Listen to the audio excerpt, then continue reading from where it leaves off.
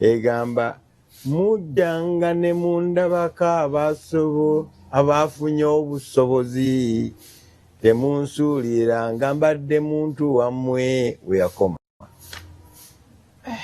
Mujjanga ne mundabaka abafunye obusobozi temunsuuliranga mbadde muntu wammwe. Oluyimba we lwakoma babogerako Senkubuge, Kibuuka ne Mandeevu. Yayimba n'abalala. Kadume yali instrumentalist nga ali mu studio e London ne yatwala teko kuba yali abavuze nga mwali mu studio n'enkambo shoka de bass kubanga oyimba bolaba naye kati this one okujjukira muntu ng'ali Kampala gw'oli London yajjukira basatu: Kibuuka, Senkubuge, Mandeevu. N'agamba mujjanga ne mundabako abafunye obusobozi temunsuuliriranga mbadde muntu wammwe. Kukubeera omuntu we yemu ku nsonga lwaki olunaku olwayo ntudde nayo. Akabonero ak'enkukunala akalaga nti wali Close ne Kafeero tiyapuli wala, era omuntu wakuyimbirako n'akugamba nti jangu oba ojjanga n'ondabako, amazima gali nti aba akwagala era aba alina ekyama mu ggwe. Kinkoze bubi ate bulijjo nduwulira naye ate leero lunkoze bubi nnyo. Leero terunkoze bulungi n'akatono. Ojjanga yeebukunja. Ebukunja ayinza okuba teyagenda nga mulamu, ayinza okuba ebukunja bamutwalayo nga mufu. Sijja kikubuuza leka nkikubuuze. Wagendayoko oba obadde ogendayoko n'osuulako n'obikaka akataka. Nali London naye olwadda era zaakaaba zigenda Bukunja. Gye nasanga oyo omwana gwe baatekako ng'omusika. Lumbe luwedde, abantu bagenze, abaana abaliwo abali popular babatwaliddwa. Waliwo akaana akasigadde waka ku nnyumba ey'e Masaba. Neŋŋamba ate ggwe nange ni mwana wa Kafeero lwaki goli wano banange baba tutende saafunye antwala. Kakati nze taatawo ne mu picking up Martin ukali kati naye kyannewunyisa nga kazinga emikono Kafeero yazinganga omukono bw'atyo nga kaguzinga ku myaka egyo egya P3. Ate neŋŋamba ono how can this be? Katonda atonda atya nga kazinga omukono yagira bwati nagukwata guno bwati nga guli straight guno gwezinze. Neŋŋamba ono seetaaga DNA naye leero busibu baatukase ffenna twagenze mu DNA. Era bunkenke bwe muliko oba bwe baliko ensi bwetyo bwetambula.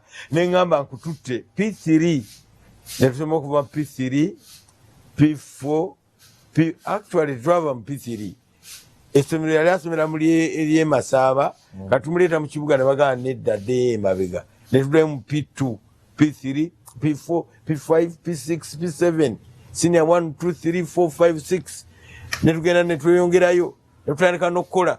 Emyaka gibadde mingi sebo. Gibadde mingi naye kati nga ggwe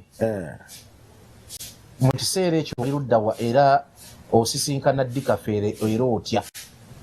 Akati oleese obuzibu. Eyo sitori nagiwandikako ekitabo kiramba kiyitibwa Nze Kafeero gwe mmanyi. Chapter namba eri mu kitabu kyange ekiyitibwa Ddaala ku ddaala okufuuka ow'eddaala.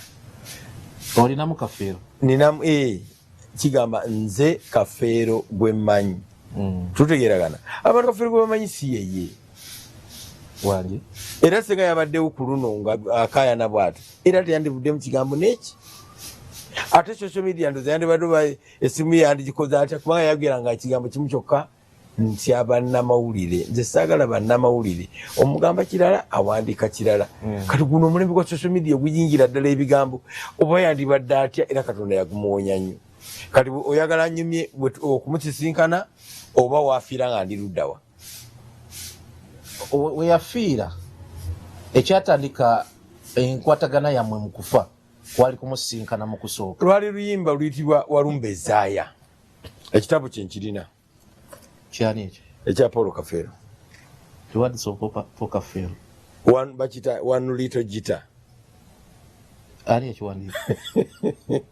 Ennyimba za Paulo Kafeero zonna mweziri muno. Kyobula bwe tuba tukayana atugamba ogambo lya oluyimba olwo si lulwe kyampebwa with the best wishes yakimpa to Mr. Charles James Senkubwe from Dr. Catherine Barins yono omwana w'omuzungu n'atekako omukono gwe. Ennyimba za Kafeero zonna zaakubibwa mu kyapa ziri copyrighted tokkirizibwa wadde okuzoogerako nti ate kiki kati yali ali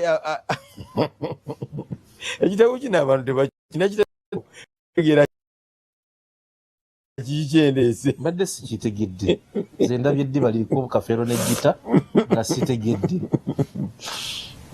Zaaya bw'amala okulukuba aluteeka lutafuuka tabu.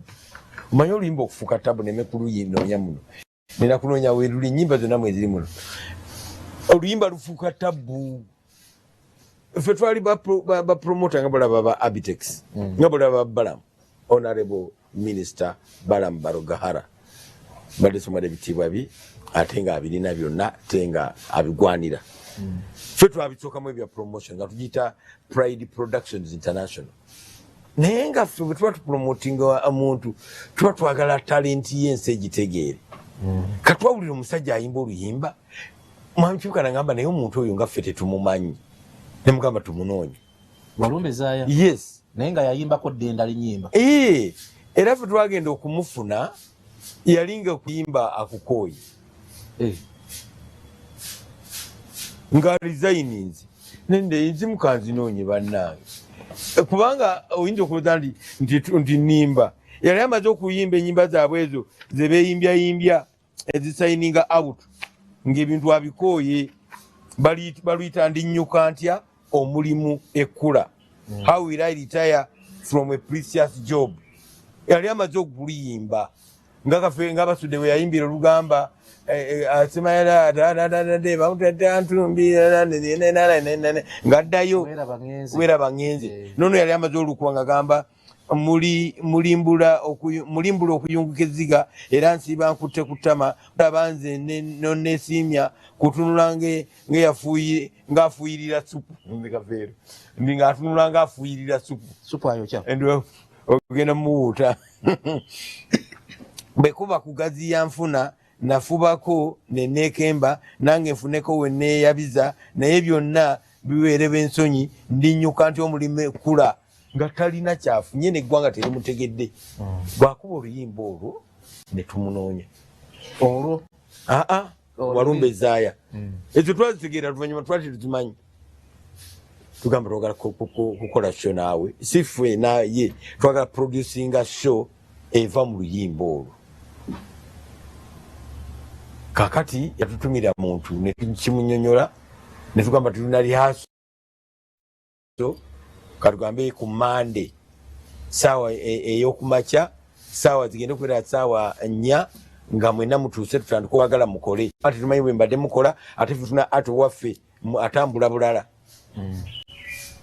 Kati nange nadduka gye nali nkolera saawa zigenda okubeera 4 kitundu twali tubagambye 4 kitundu nga ntuuse ku Pride yalina olubalaza weetu waggulu nga lutunudde airport yaffe airport we waparking emmotoka wansi awo Namirembe Road nga nzira ku lubalaza mba ndi awo omusajja najja nga omuvubuka najja nga avuga pick up Sahara ng'ejjuddeko ebyuma n'apakinga watu waliwo omuti omutuba tutegeeragana n'ava najja siweta ssebo mukyebaleko ssebo ayogera mpolampola. Ffe bakulabako batugambye tulina lyaso wano koze naye nammwe twagambye saawa 4 kati mujjeko mutandika okujjako ebyuma ate mukole ddi kale yamwanguwe ngenda okulanga azaavuga pick up agenda ku pick up agibikulawo atandika okusomba ebyuma simumanyi ndaba muvubuka kimu ku kimu kati nze nagambira nti ono alabika mupya mu kibuga oba yesiganya abantu tannabamanya nenva we nalindi waliwo olubalaza olwali bwe yatuulanga waliwo akaduuka ke nina n'ebyuma bibaleme bibbako otegedde eno vaayo ku lubalaza luli main nzira kana akabalaza ako side balcony samugamba nti byenja okuuma nenze nga ndi awo lishaanza kubibba nga ndi awo nga ebimu bizitobwa naye byonna kimu ku kimu n'abijjako ebinene neŋŋamba abaana awo ku pride mumuyambeko emizindaalo egyo n'asitula n'ateeka munda bwe bigwako nenvaawo ngenda okutuuka munda ng'ali muwaya awayalinga bwo tewali muntu n'omu mulala awayalinga nabiwandika bulungi mu kitabo kyange ddala ku ddala okufuuka ow'eddaala amaliriza okuwayalinga baasejja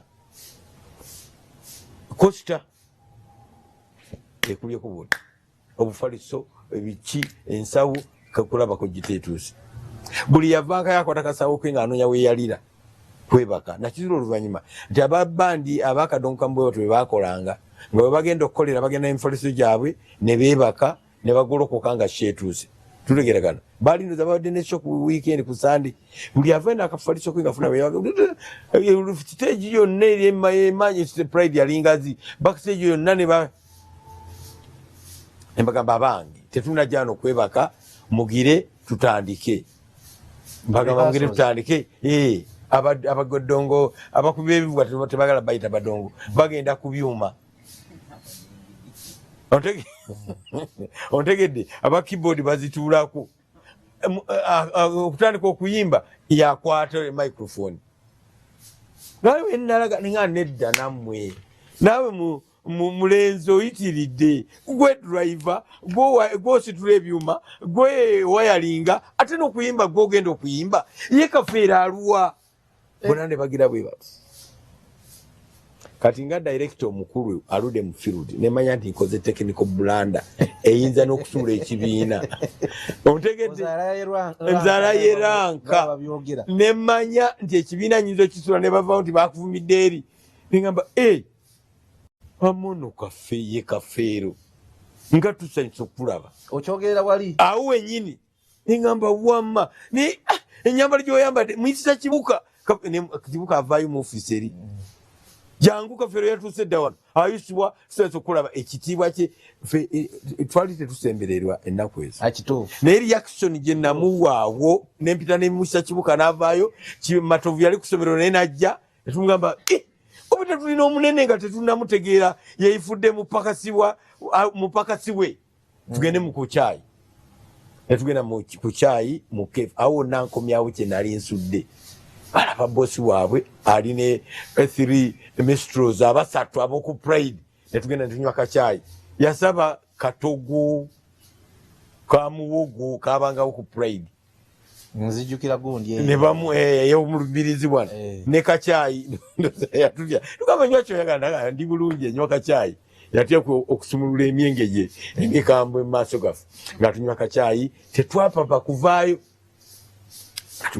atunyumiza mwabadde mududa wa dirisho yabadde etya tugenda kukola tubadde tukusaba bwoba bwe tuba tukola titwagala tutaganya naye gwe director bwe kyowulira ekitajja ojja n'okuba atendeka akaama byonna netumutendeka nga lihaasi ey'omulembe bwegenda okubeera twamuwa license okututataganya teyatutataganya wadde n'omulunogo oluyimba bwe lumala okuggwa nga n'abaana bayimba ezaabwe nga ŋŋamba kafeero kakati ono yimba lumu pozi ontuma kuyiiya kipya neŋŋamba nyimbiraamu lweyatandika nalwo olumanyi nga bwe nalaga nti nja kutuuka ensi etawaanya nemugamba kafeereza ennyimba zogamba nti abantu tebagenda zikkiriza nze siziwuliranga nabo yayimba ennyimba nga nnya nga naleeta muvubuka munnange ekyetera embiriizi simanyi ezezedda nemugamba tomanyi nakyoyogerako ogenda kusuula abalabi baffe nabo ku pride eddalu kubanga nze kyemmanyi nabo kyebamanyi kyesiwulirangako nabo tebakiwulirangako bagenda kunyumirwa nagamba ayisua nemugamba wawuleeza ennyimba era bwe baali kafeero namukolera kadonkamu kyebatakola seba tumanyi nti yayimbanga ennyimba 2 oluusi lumu nga mukyaziza nga ze ku show ye yagiranze nti ayimbye nga bwakuyamba nyo nayimba olwokubiri naye nga ayimba kiri ekivulu kyokka n'abawanuka n'avaawo naleka abaana ne bayimba kafeero namukolera ennyimba 10 yayimba abantu ne bagwa eddalu nga tebayinza kikkiriza nti omuntu ayinza okuba n'ennyimba ennungi bwe zityo nga buli oluvaako oluddako kubanga namanya nti I'm introducing, I'm unveiling tuli mu kyo bagiyita batya unveiled experience namanya I'm unveiling this young man to the Republic of Uganda. Ennyimba ze tebazimanyi bayinza obutafuna mukisa kuddamu kumulaba okyengamba bayinza omunyooma ne bagamba talina byakola ne batadda kati obulungi bwe era nali nkyagenda maaso nagamba nedda ennyimba mpanvu boosi naye njala ayimbe nga 15 naye kyeyakola ne reaction yafuna kyatukolera omukwago ogutali gwa bulijjo shobo yagwe nagamba wategedde otya nti bagenda kuzaagala ne mugamba ennyimba nnungi gye wazikubiranga n'entegeka gye wazitegeekamu ndowooza kyekyataali kirungi okuva awo Paulo Kafeero ng'atutiira ddala ng'amanyi tuli ba magicians abazuukusizza ebyafa okubizzamu obulamu just because era nkakasa nti as we talk now eri omwana oyo ng'alina ennyimba zisingeza stars kaakati naye ng'ensi tezitegedde ne Kafeero yali alizayininze endinyuka nti omulimu ekkula ng'ennyimba ze tebazitegedde luno aluyimba temunamukwatamu nti yaddamu oluyimbamu teddamu lukuba olwo paka lweyawummwe ezisiibula ezo nti ndinyuka ntya kubanga yafuna obulamu obupya n'atuwa ne license negamba nga tutuka show nene mega shows Pride Productions International ffe tuleka ekigunda ky'omwaka ffe tuleka abaana bannambi ffe tuleka buli event enene mu kibuga abo babitex bakoppa ffe genda obabuuze awona ne bobbalamu bakoppa ffe ekigambo production promoter tekyaliwo mu Uganda ffe twakitandika abayimbi babeera ne promoter luli abayimbi be beetambuzanga ne bambaleese ate bambaleese nga simba promoter mbaleese afuna kifo kye n'amusasulayo ssente neffe nga tukutegeka mbaleese nakyo kiwulira muzimu ku nnyimba ze bambaleese bowulira abo baali banyunyusi ffe tetwali banyunyusi baabo bwe twavaawo n'agamba mbawadde license buli kye mwagala okukola event temusooka kunnoonya bakama bange mulina Shejinja mulina Shembalala mulina Shenakivubo mulina Shentebe mwe mulange bulanze eyo gyentawukira kasampulira akalango nti bakama bange bannanze e Kampala biri tombuulira byembaddemu ebbanga lyonna nga siraba njawulo kati mumpadde ekituufu era bwe butubwali ne bwe yafiira kati bwe tubuuka fast forward awo ne tukola ebintu bingi ne Paulo Kafeero ne tumuzuulamu ekitali kya bulijjo bingi obanyumye kiruwa kanyumye twali tugenda e London omuzungu n'amwesibako ng'agamba too drunk to travel kyo ne muvala bakimuteekakoko kyatamidde nnyo tayinza traveling natabukira omuzungu tulaba mukyala bw'alinnya ennyonyi ng'ali lubuto ne bagamba too heavy to travel tajja bayinza okuzaalira munyonyi ne bakugaana n'omwenge bwe guli musajja yakyogera nga sikiwulirangako ne mugamba ne tugenda n'agamba whatever ate omuzungu kasita agamba whatever aba agaddewo tugamba tukoze tutya tumuwe kino tumuwe amazzi tetumanyi bisaabulula mwenge tumuwe switi anune kiwingigamu akola atya paka ate ffe ennyonyi twalinyanga ate nga tukyegamba tutambule nga tukooye twebaka ekiwanvu ku nnyonyi kati yakoowa ayiwayo ne muvala kyamutukako ate muvala yakyali mulamu era naye Nairobi nono yali Nairobi omuzungu agenda okuddamu okugira nga Kafeero astabilizinze agezaako kugamba ngaalaba omuntu ali ategeera bulungi teyabidda namu nga tuyingira nnyonyi nga tugenda mumutwala e Bungereza yes tugenda olulala twali tutambudde naye nga passport ze nagimufunira nagimufunira buuza ofunira otya muntu passport Kafeero yafuna passport era yali bulk passport zaali nyingi nga tuli wamu naye kati bw'atambula nayo n'agenda embalala tutukotambula olugendo lutuuse Kafeero mugamba leeta passport tagireeta nga omwana w'omwangamba naye oyo bosi ate mukabuyonjo yatambulanga naye wano mu nsawo emabega passport nesiratuka negwayo ngenze mbalala kukima passport bangamba passport yasirituka negwayo nemugamba tugende tufuna obufaananyi ng'olugendo tekutambula naye netugenda naye tufuna obufaananyi embalala yenaki ekirala sikuba kigindi kyase ebimukwatako byonna nali mbimanyi nga nfuna passport forms nga nzijuza nga nesayiningirako nga ntekako akafaananyi ke nga ngendewo omusajja yakolanga mu passport office mukwano gwaffe nnyo natukayo saawa nga boolaba zino nga ziyiseemu 6:15 nagamba ye mwami Senkubuge lwaki ozze kaakati kabantu bagenze kukyamisana ate tulese ebbaluwa yerosi ebbaluwa yerosi yeraga obuzaale noonya ebbaluwa yerosi wakafeero bagikuwa ogireete abana yansaba nakyekirala naye nga ewakafeero waliwo abeeranga emakindi bamumanyi era saagenda Masaaba nagenda Makindye nisinde cururururu banjagala ebbaluwa ya Kafeero alina olugendo ate twetaaga okuba nga alina empapula omusajja ng'agiwandiika